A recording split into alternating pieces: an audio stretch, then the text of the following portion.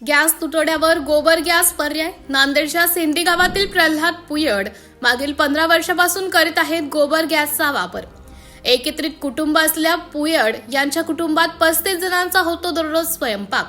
आतापर्यंत आम्ही कोणताही गॅस वापर केलेला नाही. शेतकरी बांधवांनी बायोगॅसचा वापर करावा.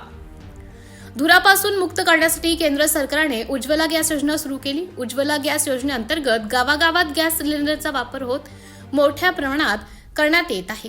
परंतु सध्या आखाती देशात सुरू असलेल्या युद्धामुळे गॅसचा पुरवठा खंडित झाला असून याचे परिणाम ग्रामीण भागातील गॅस पुरवठ्यावर देखील झाला आहे.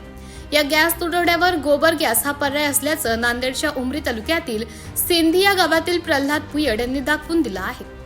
प्रल्हाद पुयड यांचे एकत्रित कुटुंब आहे. त्यांच्या कुटुंबात जवळपास 35 जण असून या एकत्र कुटुंबाचा स्वयंपाक गोबर गॅसवर बनवला जातो. मागील 15 वर्षापूर्वी त्यांनी या गोबर गॅसची निर्मिती केली. जनावरांच्या शेणापासून ते गोबर गॅस तयार करतात. पर्यायी शेणापासून शेणखत देखील तयार होते.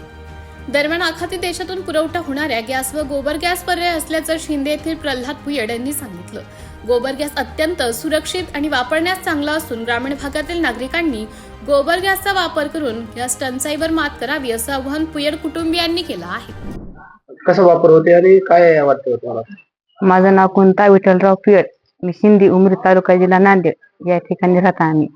आम्ही गोबर गॅसचा वापर करता. खूप बाहेर आता गॅसचा तुटवडा चालू आहे, पण आम्हाला याची जाणीव नाही, कारण की आमच्या घरी इतकी छान सुविधा आहे. गोबर गॅसची शेणापासून तयार होतो. आमच्या 30-40 माणसाचा स्वयंपाक आम्ही त्याच्यावर भाकर भाजी चपाती वगैरे सगळं करू शकतो आणि खूप छान सुविधा आहे. आम्ही इथं आलो तसं आम्ही सिलेंडर वापरलं पण नाही, वापरणार पण नाही. खूप छान स्वयंपाक सगळं व्यवस्थित होतो आम्हाला. आज बाहेर देशात इतकं रांग लागली की गॅससाठी खूप असं लोक परेशान व्हायचे. शहरामध्ये तर खूप हाल आहेत, पण आम्हाला याची खूप छान मदत होते की इतकं छान स्वयंपाक व्यवस्थित सगळं होते आणि याच्यापासून काही धोका नाही, असं पोस्ट होईल काही गॅस सुटल वगैरे असं काहीच नाही. व्यवस्थित छान पद्धतशीर आपल्या चुलीपेक्षा छान सगळं पद्धतशीर होते. गॅस प्रत्येकाकडे हे जनावर हे प्रत्येकाच्याकडे राहतात शेतामध्ये. प्रत्येकानं जर ही जर सुविधा प्रत्येक जे केलं महिलाला पण चांगलं आणि सगळं चांगलं. एक तर आपल्या शेतात पण त्याचा खताचा वापरू शकतो आणि आपल्याला पण त्याचा घरी गॅस असा करून जर घेतलं तर हे खूप चांगलं होते सगळ्याला. पण डोळ्याचा वगैरे त्रास वगैरे दुखणं वगैरे असं काही बी होऊ शकणार. युद्धाचा परिणाम झाला तुम्हाला काय वाटलं? नाही आमचं काही नाही. हो प्रत्येकानं जर अशी आपल्या घरच्या घरी जर जनावरांपासून जर सुविधा केली तर आपल्याकडे गॅसची कमी पडणार. आपल्याला वापरते बाहेर देशातून काही अशा लागणार आपल्याला गॅसची. बाहेर बघल्या की हॉटेलवर सुद्धा मोठमोठ्या चुलीपेटीला आहे, पण आमच्या ग्रामीण देशामध्ये कुठे बी चुलीपेटाची गरज पडणार. अशी जर सुविधा प्रत्येकानं जर लक्ष धरून केलं तर. प्रल्हाद लक्ष्मण पुयड, राहणार शिंदी, तालुका उमरी, जिल्हा नांदेड. म्हणजे ते गावामध्ये बुरुजावर गडेवर घर होते. इथं आलो शेतामध्येच मी घर बांधलं. इथं घर बांधल्यावर मला एक कल्पना आली की बाबा आपले गुरंढोरं इथं राहतात, मग आपण गोबर गॅस केला पाहिजे अशी एक कल्पना आली. मग विचारणा केलो. मी बाहेर जाऊन विचारल्यावर मला ती चांगली कल्पना मिळाली.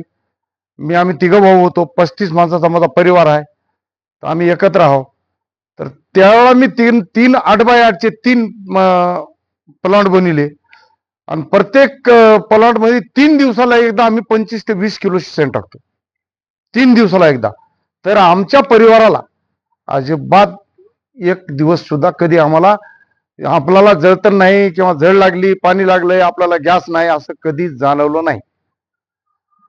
आता जवळपास 15-16 वर्ष झाला आम्ही इथं आलो. 15-16 वर्षात आम्हाला कधी एक दिवस सुद्धा आम्हाला कमी पडलं नाही. काय सांगाल आता जनतेसाठी? आता जनतेसाठी बघाव विचार कराव. आपल्याकडे ढोर आहेत. आपण कनिष्ठ शेतकरी व्हा. शेतकऱ्याला ढोराशिवाय विलाज नाही. तर ते ढोर पण 2 बाजूने उत्पन्न देते. एक तर दूध, तिसरं खत आणि तिसरं एक गॅस. केलं पाहिजे. तुझं आहे तुझ्यापाशी जागा चुकलाशी मिळाला. आता चुकून कुठं कोण्या देशाकडे बघायचं नाही. आपल्या स्वतः तयारीनं जर असं जर केलं तर कोणालाच कोणाकडे हात पसरायची अजिबात गरज नाही. आणि गॅसचा तुटवडा चालू आहे आखाती देशात युद्ध आहे. नमस्कार, माझे नाव प्रणाली विठ्ठलराव पुयड. मी सिंधी गावची कन्या आणि उमरी तालुका नांदेड जिल्ह्यात इथले आहे. आणि आमच्या घरामध्ये बायोगॅस आहे आणि भारत देश युद्ध चालू आहे. भारतांना दुसऱ्या देशाला मागणी चालू आहे, आम्हाला गॅस द्या, गॅस द्या.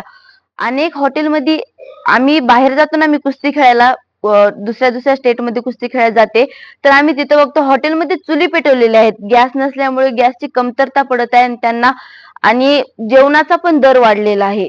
शहरातली लोक खेड्यात येत आहेत. आजकाल कोरोनामध्ये तसं झालं, तर शहरातली लोक खेड्यात येऊन राहिलेली.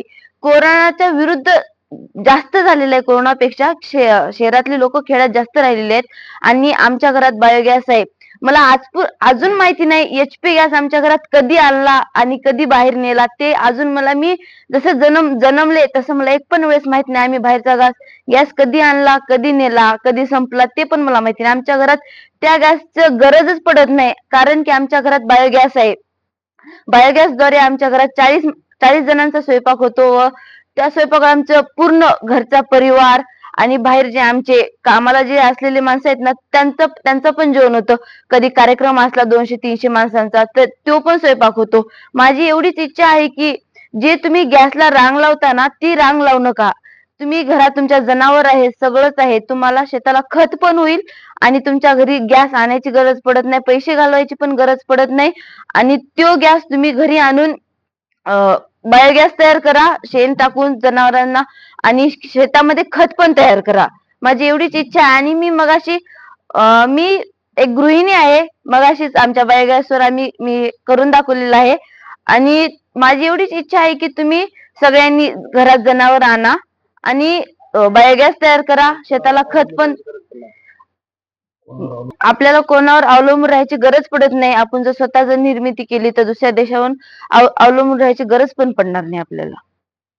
लोकनायक न्यूजसाठी प्रतिनिधी मनोज मनपुर्वे, नांदेड. लोकनायक न्यूज